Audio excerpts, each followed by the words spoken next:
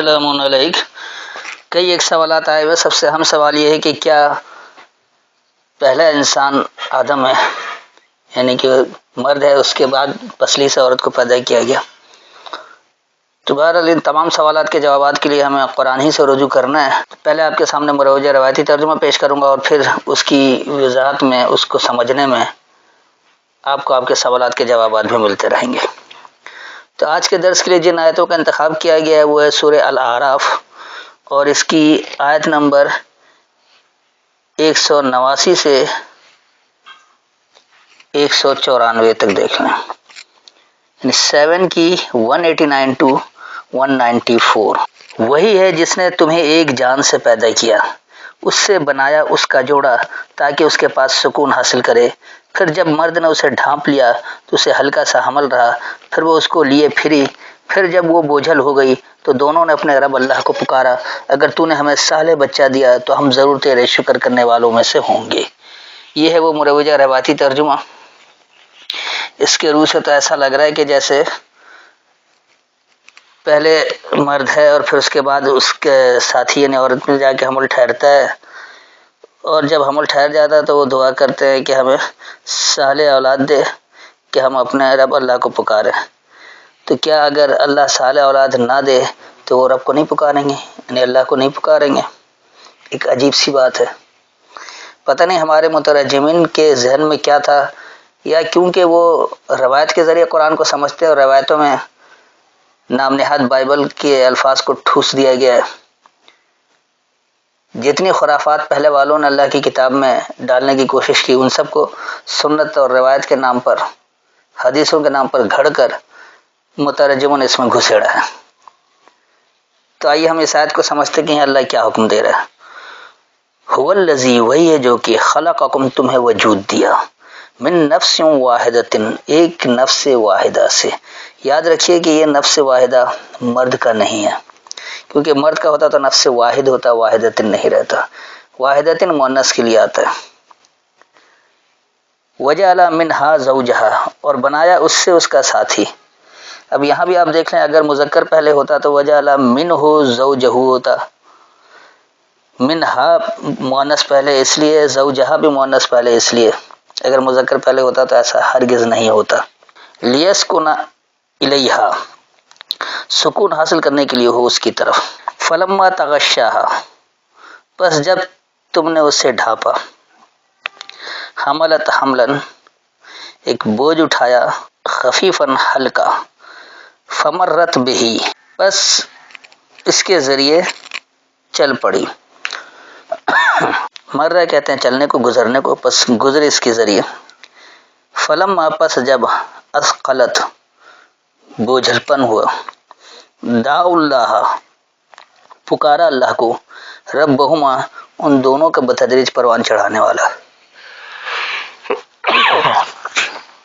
لئن آتیتنا، اگر تو نے ہمیں دیا، صالحا، مکمل صحیح عمل کرنے والا، لنکونن، ضرور ہم ہوں گے، من الشاکرین، قدر کرنے والوں میں سے. تو یہ تو تھا اس کا لفظی ترجمہ.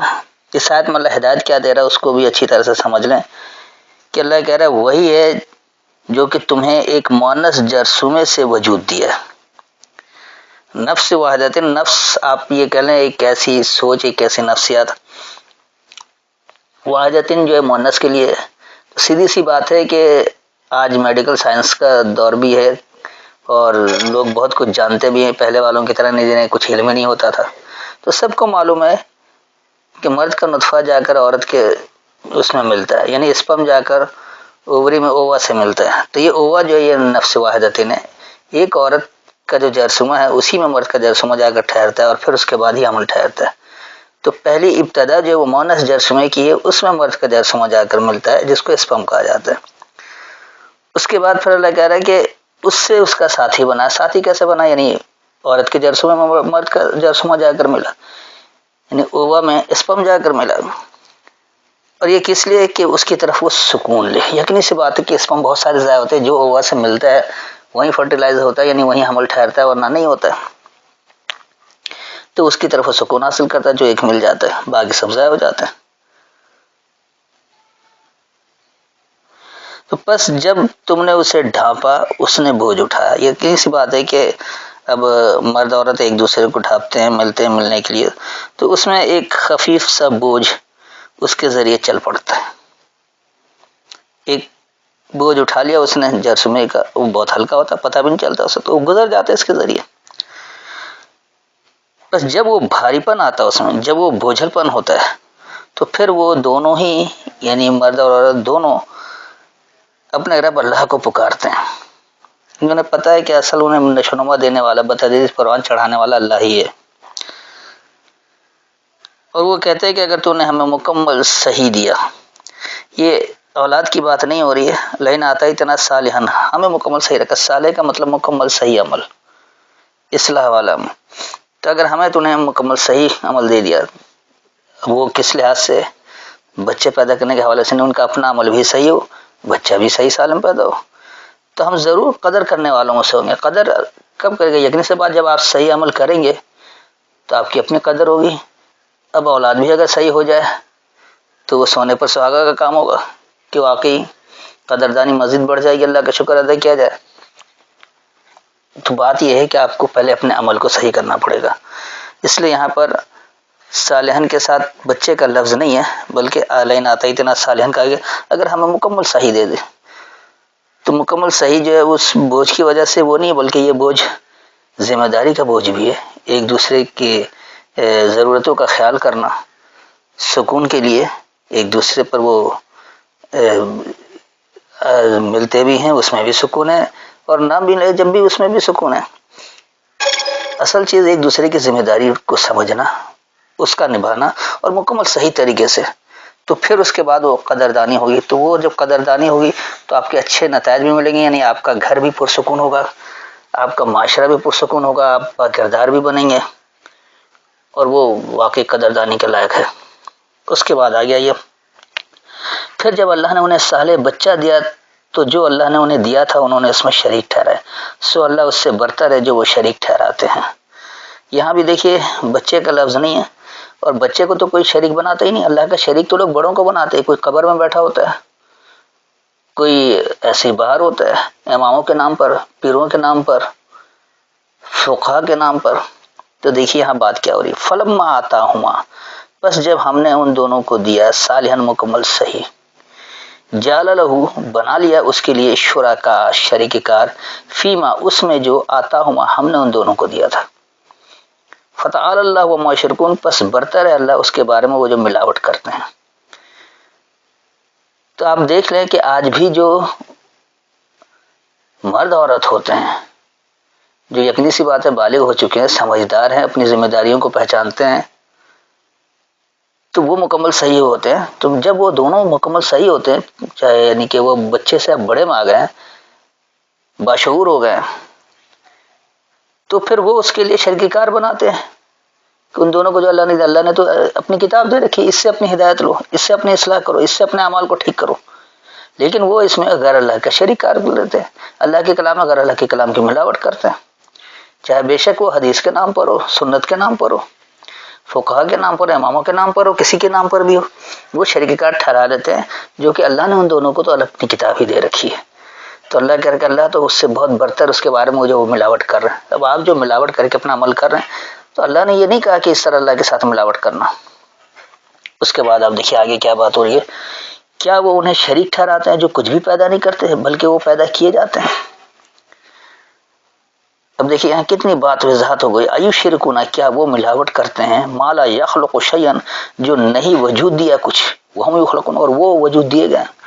آپ دیکھ لیں جو لوگ شریک کار ٹھہراتے ہیں، چاہے امام کے نام پر، فقی کے نام پر، مسلک کے نام پر، سنت کے نام پر، حدیث کے نام پر، روایتوں کے نام پر، یہ سب کو جو وہ ملاوٹ کر رہے ہیں، وہ کسی بچے کی تھوڑی ملاوٹ کر رہے ہیں.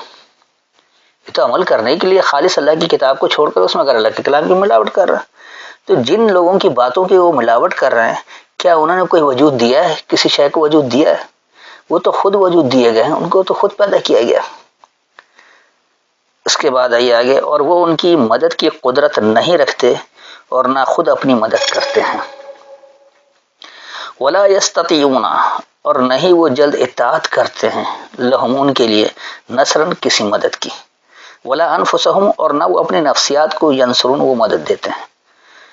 تو ایسے لوگ جو جس کے پیچھے چل رہے ہوتے ہیں اللہ کے علاوہ کسی بھی غیر اللہ کی اطاعت جب کر رہے ہوتے ہیں تو وہ جلد اطاعت تو کرتے ہیں لیکن ان کے لیے وہ کوئی مددگار نہیں ہوتا ہے، اور نہ ان کی اپنی سوچوں کی اس سے کوئی مدد ملتی ہے، کیونکہ ان کی سوچیں تو مشرکانہ ہو گئی اللہ کی ملاوٹ کے ساتھ، اللہ کی حاکمیت میں ملاوٹ کے ساتھ، اللہ کے احکامات میں ملاوٹ کے ساتھ. تو ان کی وہ مدد بھی نہیں، تو ان کی اپنی سوچ بھی انہیں کوئی مدد نہیں دے سکتی جب تک وہ ملاوٹ والا عمل کرتے ہیں. اور اگر تم انہیں ہدایت کی طرف بلاؤ تو وہ تمہاری پیروی نہ کریں، تمہارے لیے برابر ہے خواہ تم انہیں بلاؤ یا خاموش رہو. اب دیکھیے یہاں کیا بات ہے، اگر واقعی کسی بچے پیدا ہونے کی بات ہو رہی تو اس وقت ہوتا تو کیا اب یہ بات آتی کہ تم انہیں ہدایت کی طرف بلاؤ تو تمہاری پیروی نہ کریں؟ کیا بچے کو آپ ہدایت کی طرف بلاتے وہ نہیں سنتا آپ کی بات؟ بچہ تو سن رہا ہوتا، اس وقت تو وہ بچہ بولنے کا قابل بھی نہیں ہوتا، وہ روتا ہے، اسے ماں دودھ پلاتی ہے، زیادہ تنگ کرتا ہے، باپ اسے بہلاتا ہے. تو یہاں تو وہ پکارنے کی بات ہی نہیں ہے، سیدھی سی بات ہے، بچے کی بات نہیں ہو رہی ہے. اب اس کو اچھی طرح سے سمجھ لیں. وَإِن تَدْعُوهُمْ، اور اگر تم انہیں پکارو إِلَى الْهُدَىٰ، خاص ہدایت کی طرف، لَا يَتَّبِعُوكُمْ، نہیں وہ تمہاری اتباع کریں گے، تمہارے پیچھے چلیں گے. تو یہ کن لوگوں کی بات ہے؟ جن لوگوں نے ملاوٹ کر رکھی ہے اللہ کی حاکمیت کے ساتھ، اللہ کے کلام کے ساتھ، غیر اللہ کے کلام سے سمجھ کر ہدایت لے رہے ہیں، ملاوٹ کر رہے ہیں، سب کچھ کر رہے ہیں. تو نہ ان کی اپنی سوچ ان کی مدد کر سکتی ہے اور نہ ان کے لیے کوئی مددگار بن سکتا ہے. تو تم جب انہیں ہدایت کی طرف پکارتے ہو تو وہ تمہاری پیچھے نہیں چلتے، تمہاری اتباع نہیں کرتے ہیں. سواء علیکم، برابر ہے تم پر، ادعوتموہم، خواہ تم انہیں پکارو، ام انتم صامتون، یا تم خاموش رہو. اب دیکھیے یہ صامتون کا لفظ سیام سے نکلا ہے، سواد الف میم، اس کا مادہ ہے سام، سام سوم ایک ہی مادے کی بات ہے. یہاں انہوں نے خود ہی خاموش رہنا کیا، رکنا، کہ یہاں روزہ تو نہیں رکھوا سکتے تھے نا، چاہے تم اللہ کو پکارو یا روزہ رکھو، ایسی بات نہیں ہے، روزہ نہیں بنایا انہوں نے.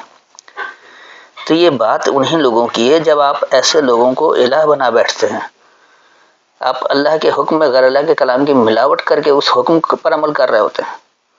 مثال آپ دیکھ لیں، بہت کچھ واضح ہے. آپ چاہے نماز کی مثال لے لیں، زکوٰۃ کی لے لیں، حج کی لے لیں، روزہ کی لے لیں، یہ تمام عمل جو کچھ آپ کر رہے ہیں اس کی تفصیل کیا اللہ نے اپنی کتاب میں دے رکھی ہے؟ جو کچھ آپ کر رہے ہیں جب وہ عمل آپ کا ہے ہی نہیں اللہ کی کتاب کے مطابق، وہاں آپ نے ملاوٹ کر لیا، شرک کر لیا، تو نہ آپ کی اپنی سوچ اس میں مددگار بنتی ہے اور نہ اس کے پیچھے کوئی مدد آتی ہے، کیونکہ ہوگا بھی نہیں، وہ اللہ کے حکم کے تحت ہے ہی نہیں. تو جب آپ ایسے لوگوں کو ہدایت کی طرف پکارتے ہیں، مثلا آج کا مسلمان ہے، کوئی شیعہ ہے، کوئی سنی ہے، کوئی وہابی ہے، کوئی اہل حدیث ہے، کوئی دیوبندی ہے، کوئی بریلوی ہے، بہرحال مختلف فرقوں میں بٹے ہوئے ہیں. یہ سب بھی تو یہی لوگ ہیں نا جو اللہ کی اتباع کرنے کے دعوے دار ہیں، قرآن کے ماننے کے دعوے دار ہیں. اب جب انہیں پکارا جاتا خاص ہدایت کے صرف قرآن کی طرف، تو وہ پھر تمہاری بات نہیں سنتے. آج آپ دیکھ لیں، جو بھی لوگ قرآن کی خالص بات کرتے ہیں ان پر فتوے لگتے ہیں.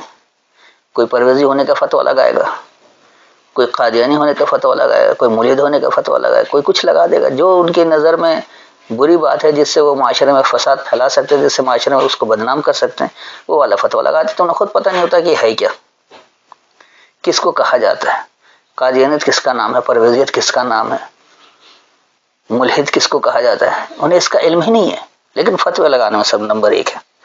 جب آپ انہیں خالص قرآن کی ہدایت کی طرف پکارتے ہیں تو نہ آپ کے پیچھے چلتے ہیں نہ بات سنتے ہیں، بلکہ فتوے لگانا شروع کر دیتے ہیں.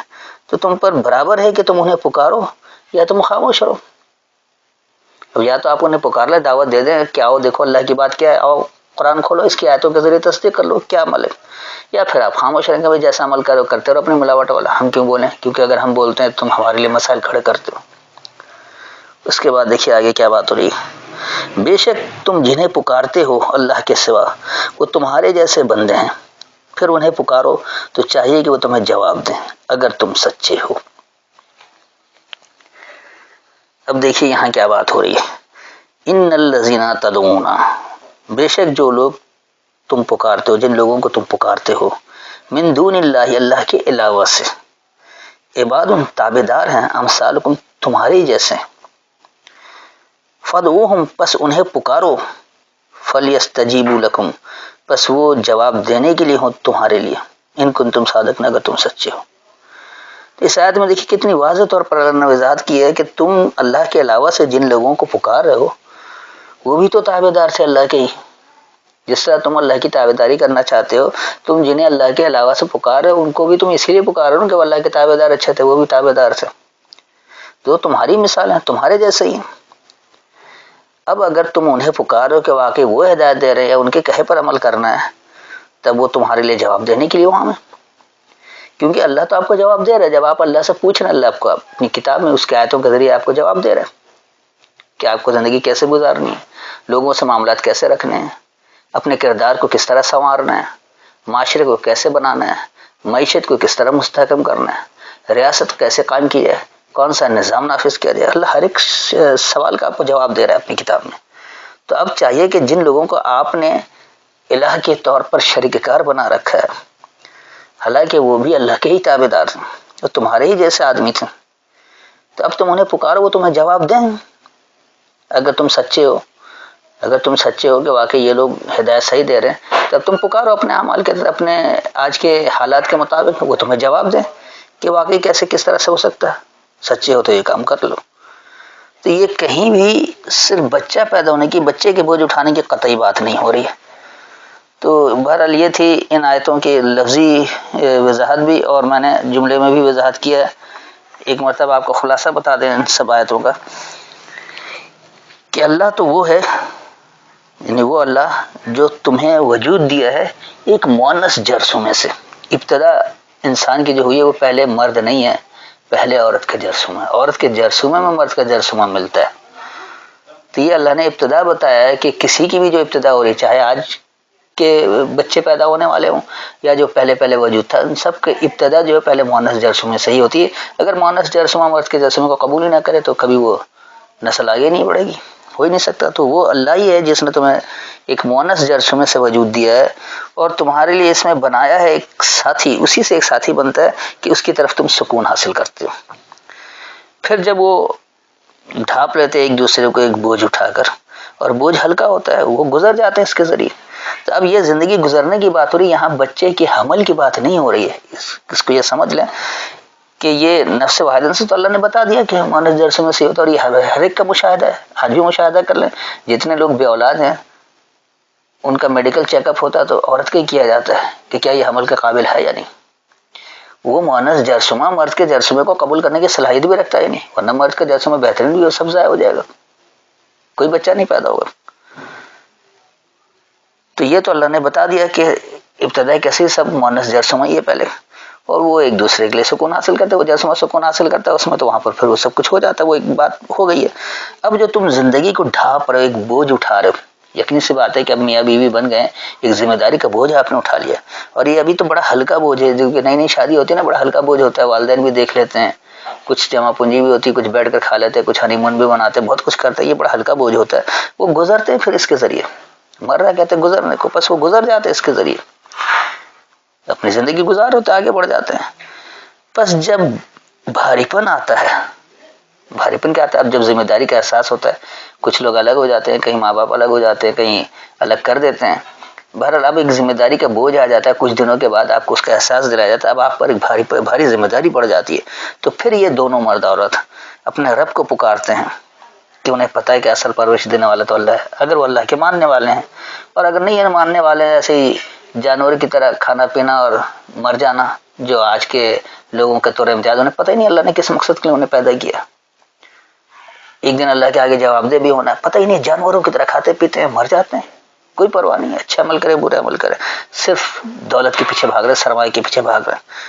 تو یہ جو لوگ احساس ذمہ داری کا احساس رکھتے ہیں، وہ اپنے رب کو پکارتے ہیں، مرد ہو یا عورت دونوں ہی، اور پھر وہ یہ کہتے ہیں کہ ہمیں اگر مکمل صحیح بات دے دے، صحیح بات ہوگی تو ہم صحیح عمل کریں گے، تو پھر ہم ضرور قدر کرنے والوں میں سے ہیں، ہمیں صحیح بات پتہ ہوگی، ہم اس پر عمل کریں گے، تو وہ اللہ کی قدرداری بھی ہو جائے گی، ہم اچھے عمل بھی کر لیں گے۔ یہ نہیں کہ بچہ صحیح پیدا ہو جائے۔